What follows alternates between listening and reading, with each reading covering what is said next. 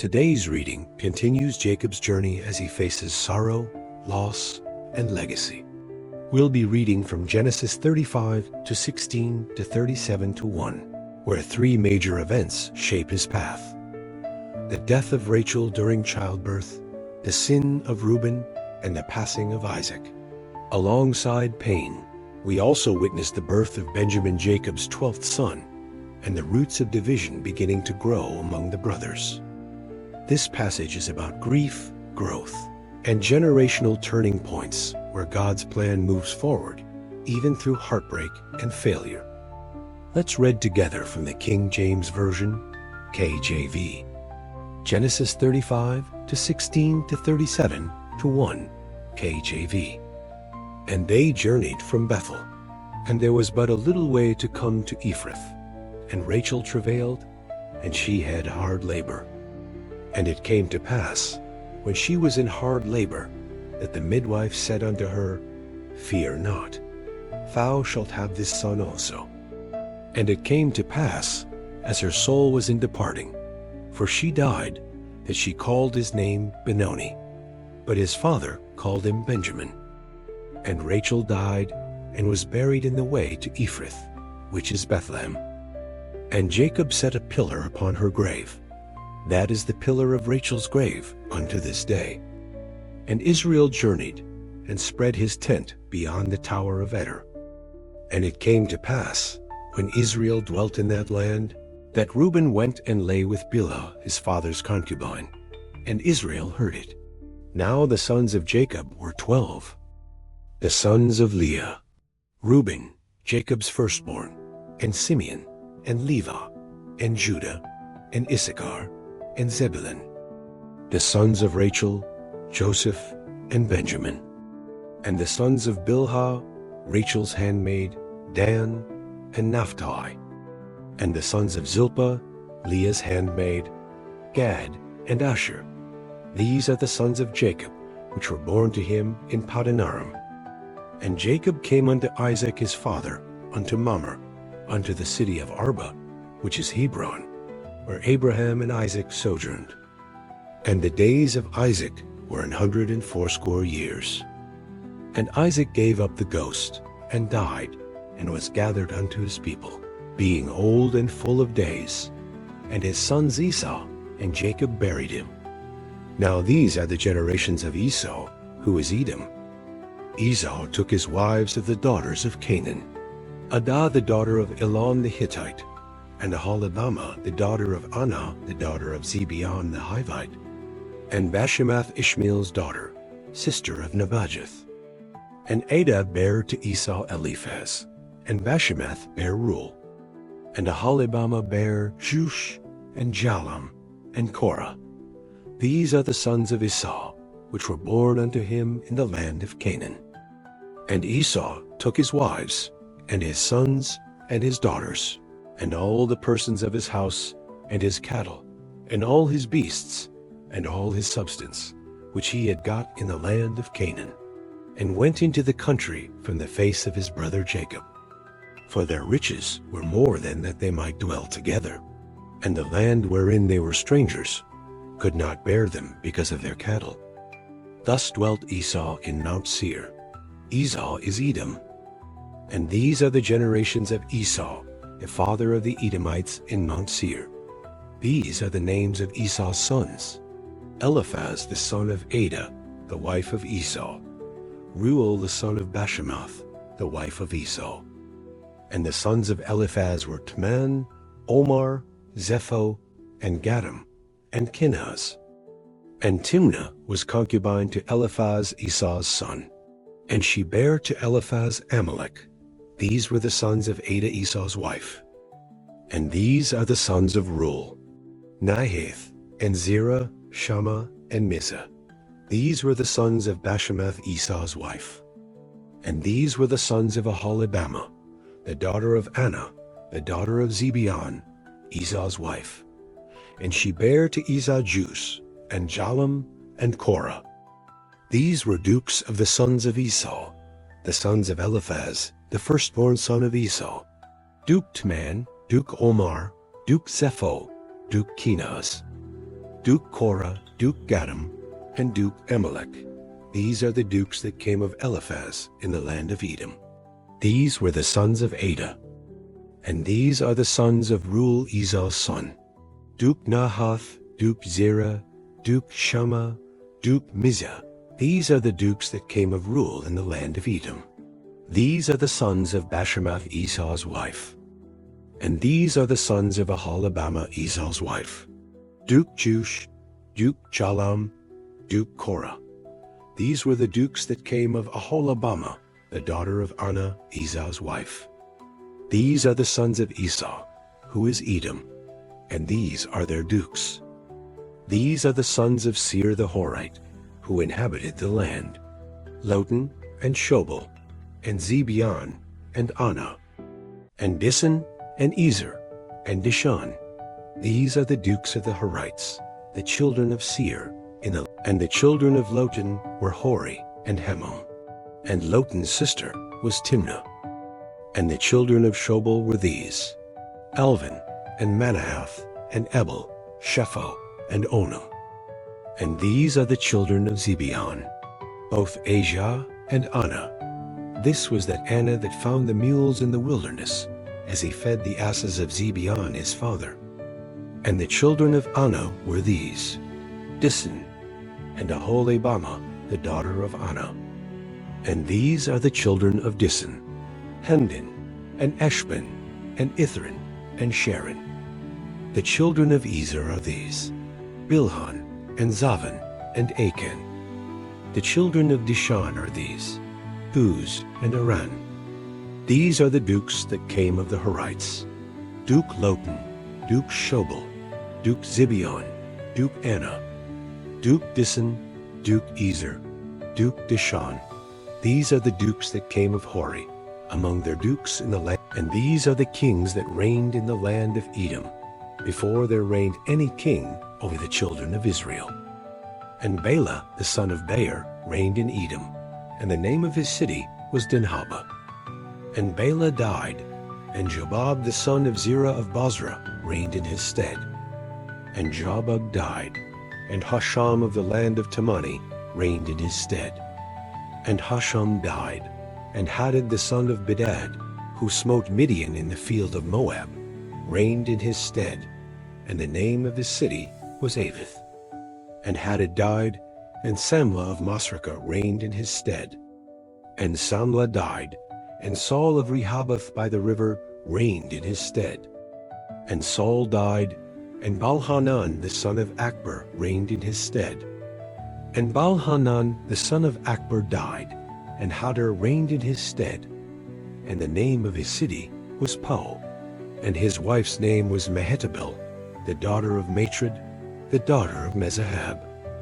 And these are the names of the dukes that came of Esau, according to their families, after their places, by their names: Duke Timnah, Duke Alva, Duke Jetheth, Duke Aholibamah, Duke Elah, Duke Penian, Duke Kenaz, Duke Tend, Duke Mibzar, Duke Magdiel, Duke Iram.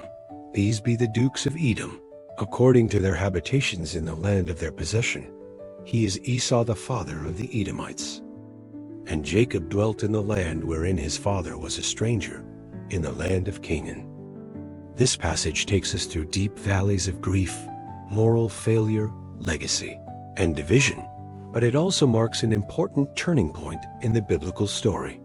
The promises made to Abraham and Isaac are now fully resting on Jacob now, Israel, and the 12 sons who will become the 12 tribes of the nation.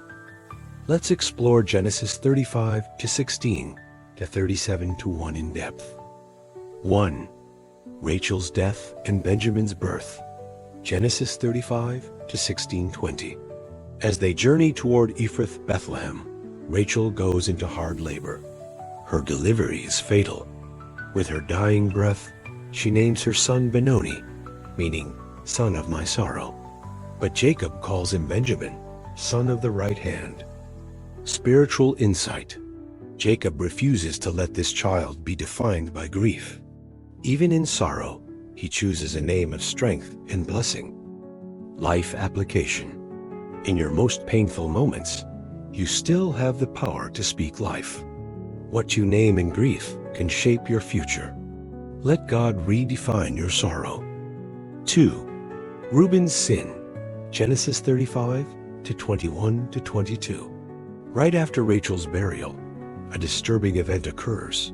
Reuben, Jacob's firstborn, sleeps with Bilhah, Rachel's maid and Jacob's concubine.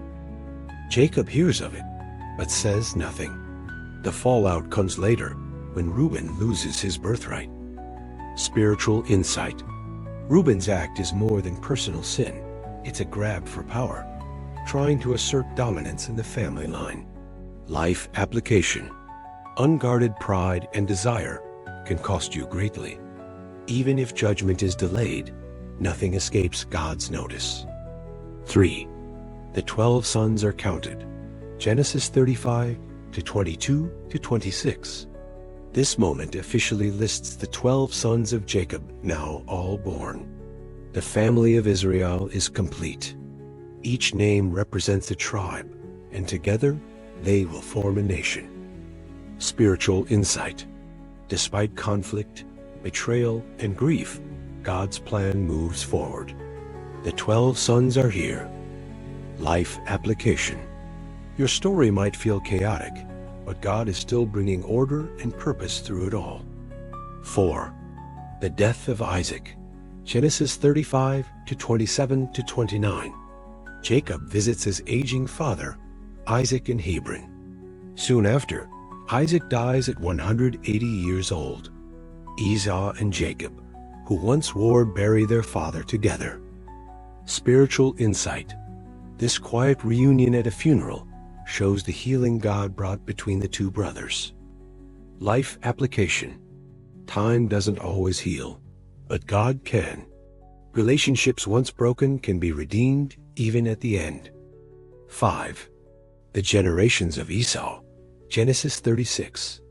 This chapter gives a detailed genealogy of Esau, Edom. Though Esau was not the chosen line, he became powerful, wealthy, and influential. His descendants became kings and dukes, long before Israel had any rulers. Spiritual insight. God didn't reject Esau as a person. He simply chose Jacob for the covenant. Esau was still blessed and fruitful. Life application. God's choice doesn't mean rejection for others. It means responsibility for you. Don't envy others, embrace your calling. 6. The closing shift. Genesis 37 to 1. And Jacob dwelt in the land. This verse bridges us into the story of Joseph, which begins in the next chapter.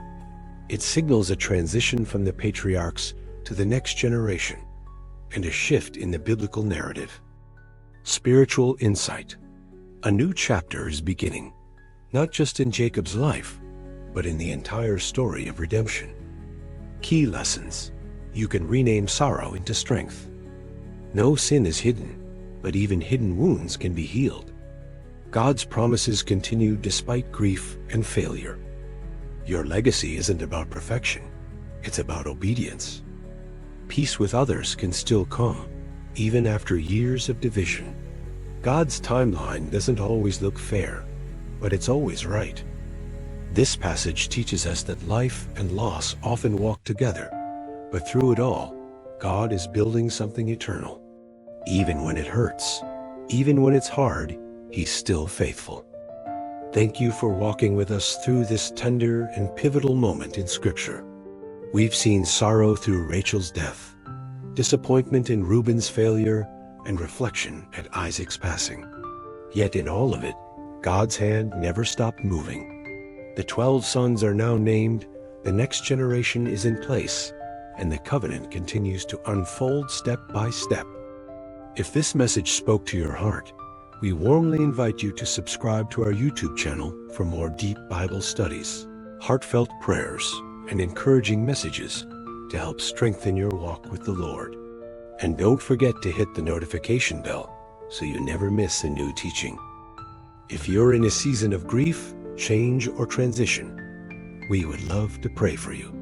Leave us a comment or send us a message. We're for you and your family. All Bible verses used in this video are quoted from the King James Version, KJV, which is in the public domain and freely available for use. Our commentary, explanations, and additional content provided are original and intended for educational, inspirational, and devotional purposes. Please note, all interpretations, explanations, and commentary reflect exclusively our channel's perspective. Even when you're walking through loss, God is still planting the seeds of your legacy. Keep walking. He's not finished with your story. Today's reading begins the story of one of the most beloved figures in the Bible, Joseph, the dreamer. We'll read from Genesis 37:2 to 39:1, a passage that introduces Joseph's youth, his dreams, his brother's growing hatred, and the betrayal that sends him into Egypt. This is a powerful section filled with family conflict, divine favor, dreams, jealousy, and the first steps of God's bigger plan for salvation. Let's read together from the King James Version, KJV. Genesis 37:2 to 39:1, KJV. These are the generations of Jacob. Joseph, being 17 years old, was feeding the flock with his brethren, and the lad was with the sons of Bilhah, and with the sons of Zilpah, his father's wives. And Joseph brought unto his father their evil report. Now Israel loved Joseph more than all his children, because he was the son of his old age, and he made him a coat of many colors. And when his brethren saw that their father loved him more than all his brethren, they hated him, and could not speak peaceably unto him. And Joseph dreamed a dream, and he told it his brethren, and they hated him yet the more. And he said unto them, Hear, I pray you, this dream which I have dreamed. For behold, we were binding sheaves in the field, and lo, my sheaf arose, and also stood upright. And behold, your sheaves stood round about, and made obeisance to my sheaf. And his brethren said to him, Shalt thou indeed reign over us? Or shalt thou indeed have dominion over us? And they hated him yet the more for his dreams, and for his words. And he dreamed yet another dream, and told it his brethren, and said, Behold, I have dreamed a dream more. And behold, the sun and the moon, and the 11 stars made obey. And he told it to his father, and to his brethren. And his father rebuked him, and said unto him, What is this dream that thou hast dreamed? Shall I and thy mother and thy brethren indeed come to bow down ourselves to thee, to the earth? And his brethren envied him, but his father observed the saying. And his brethren went to feed their father's flock in Shechem. And Israel said unto Joseph, Do not thy brethren feed the flock in Shechem? Come, and I will send thee unto them. And he said to him, Here am I.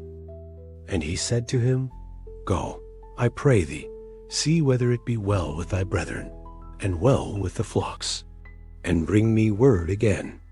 So he sent him out of the vale of Hebron, and he came to Shechem.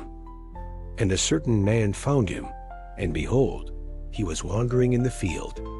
And the man asked him, saying, What seekest thou? And he said, I seek my brethren. Tell me, I pray thee, where they feed their flocks. And the man said, They are departed hence. For I heard them say, Let us go to Dothan. And Joseph went after his brethren, and found them in Dothan. And when they saw him afar off, even before he came near unto them, they conspired against him to slay him. And they said one to another, Behold, this dreamer cometh.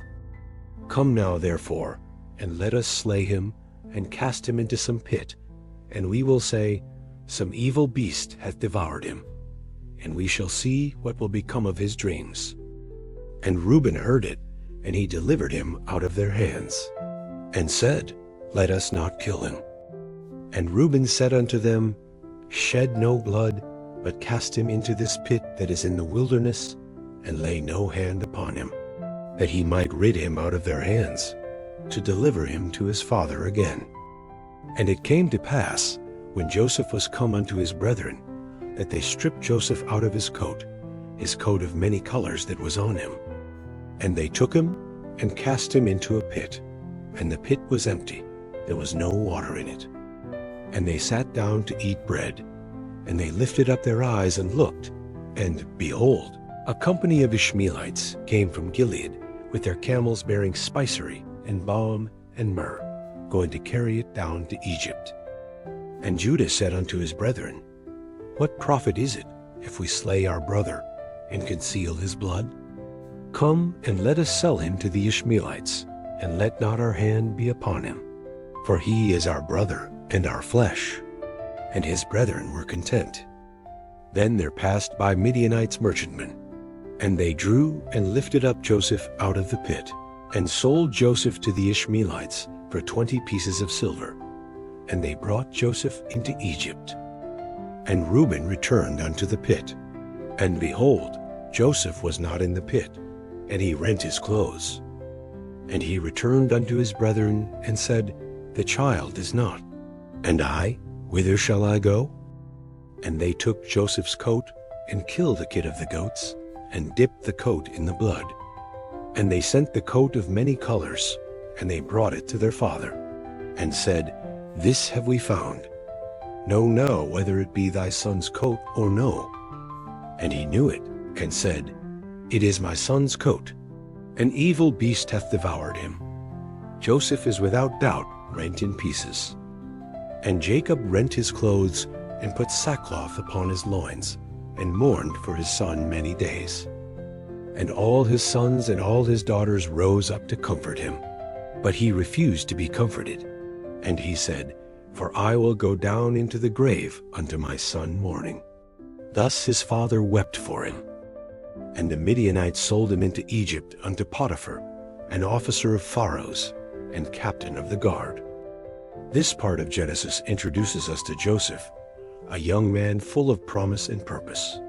At only 17 years old, Joseph walks in favor, integrity, and vision, but he is surrounded by jealousy and resentment. His story is a clear example of how God's plan often begins in unexpected places. Joseph is favored by his father Jacob and receives a coat of many colors, a symbol of love and distinction. This special treatment fuels the hatred of his brothers. When Joseph shares 2 prophetic dreams in which his family bows before him, their jealousy turns to rage. Jacob sends Joseph to check on his brothers, but instead of welcoming him, they plot against him. They strip him of his coat and throw him into a pit. Though Reuben tries to protect him, the others sell Joseph to passing merchants for 20 pieces of silver. Joseph is taken to Egypt, and the brothers deceive their father by dipping his coat in goat's blood, allowing Jacob to believe his son is dead. Back at home, Jacob mourns deeply, refusing comfort. Meanwhile, Joseph enters Egypt as a slave in Potiphar's house, unaware that this painful detour is part of God's plan to elevate him. This section teaches us that favor often attracts opposition.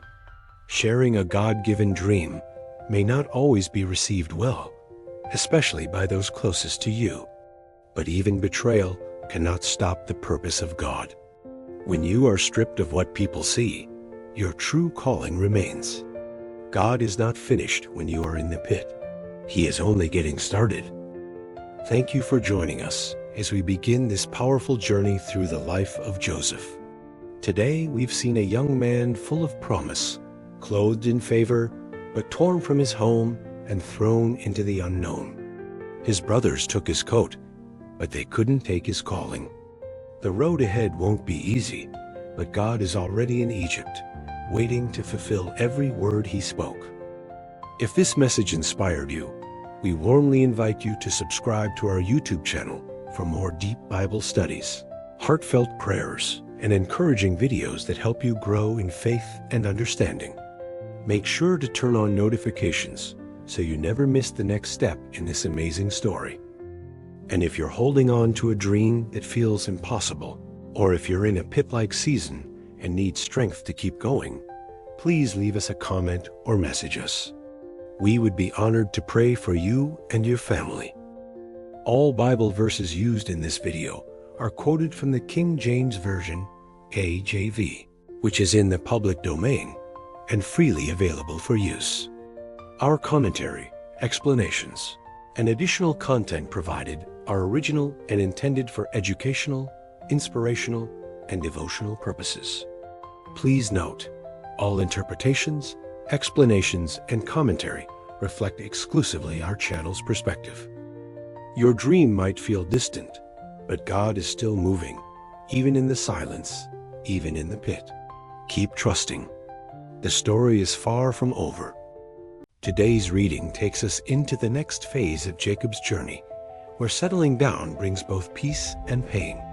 We'll read from Genesis 33 minutes and 18 seconds to 35 minutes and 15 seconds, where Jacob builds an altar, faces a family crisis through the tragedy of Dinah, and ultimately returns to Bethel, the place where God first met him. There, God appears again and reaffirms the covenant, reminding Jacob of his new name, Israel. These verses are about worship, justice, restoration, and returning to God even after pain and failure.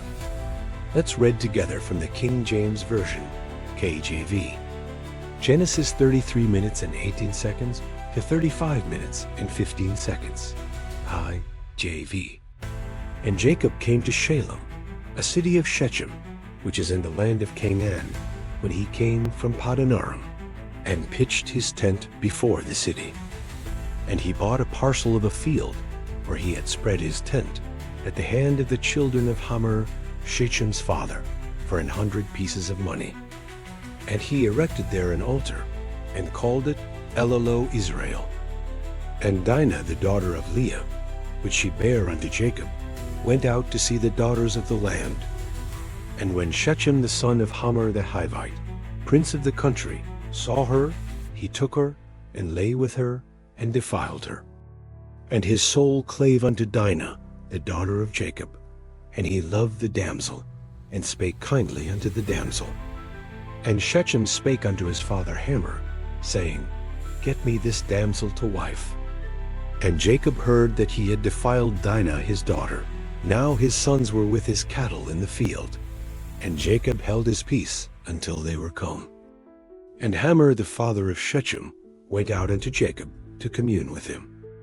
And the sons of Jacob came out of the field when they heard it, and the men were grieved, and they were very wroth, because he had wrought folly in Israel in lying with Jacob's daughter, which thing ought not to be done. And Hamor communed with them, saying, The soul of my son Shechem longeth for your daughter. I pray you give her him to wife, and make the marriages with us, and give your daughters unto us, and take our daughters unto you. And this shall dwell with us, and the land shall be before you. Dwell and trade therein, and get you possessions therein. And Shechem said unto her father, and unto her brethren, Let me find grace in your eyes, and what thou shalt say unto me, I will give. Ask me never so much dowry and gift, and I will give according as thou shalt say unto me, but give me the damsel to wife. And the sons of Jacob answered Shechem and Hamor his father deceitfully, and said, Because he had defiled Dinah their sister. And they said unto them, We cannot do this thing, to give our sister to one that is uncircumcised, for that were a reproach unto us. But in this will we consent unto you, if you will be as we be, that every male of you be circumcised. Then will we give our daughters unto you, and we will take your daughters to us, and we will dwell with you, and we will become one people. But if you will not hearken unto us to be circumcised, then will we take our daughter, and we will be gone. And their words pleased Hamor, and Shechem Hamor's son. And the young man deferred not to do the thing, because he had delight in Jacob's daughter. And he was more honorable than all the house of his father. And Hamor and Shechem his son came unto the gate of their city, and communed with the men of their city, saying, These men are peaceable with us. Therefore let them dwell in the land, and trade therein. For the land, behold, it is large enough for them.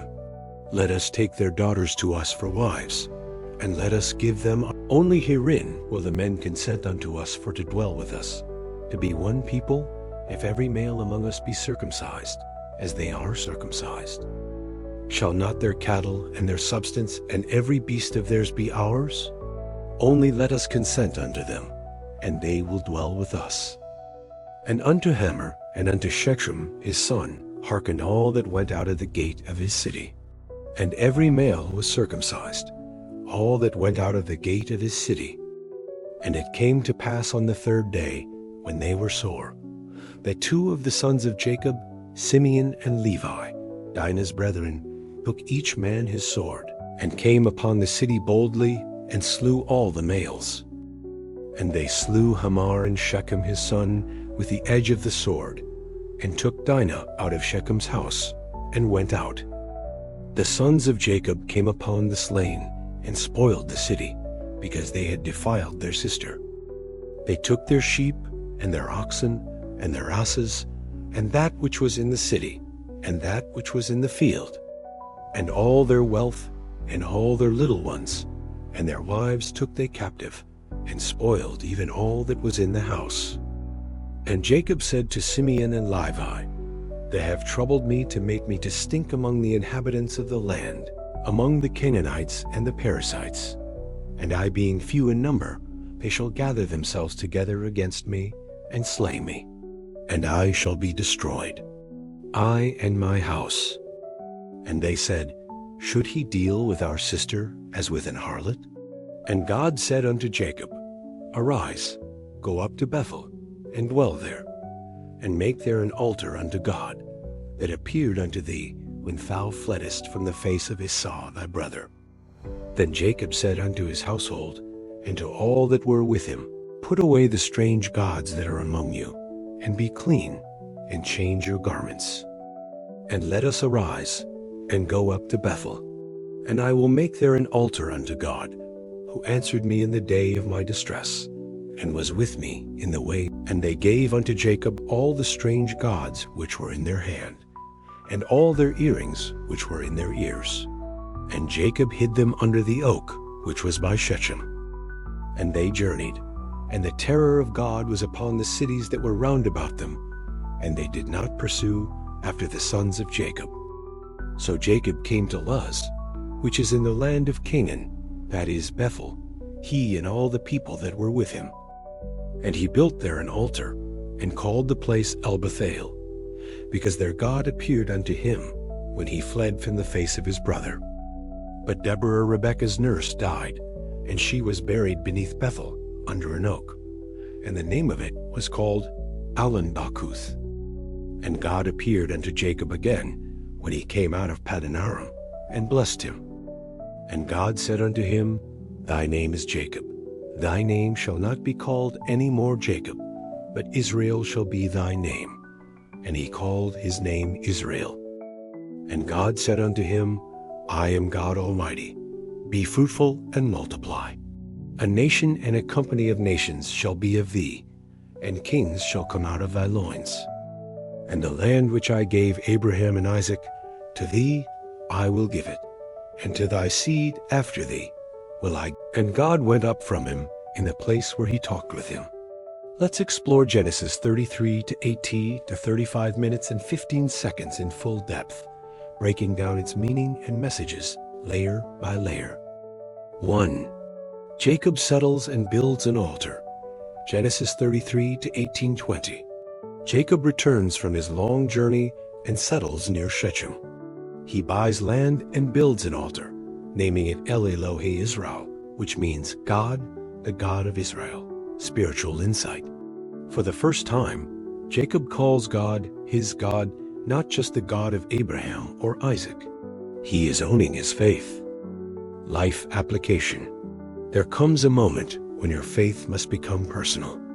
Not inherited, not borrowed, but yours. 2. The tragedy of Dinah and the revenge of her brothers.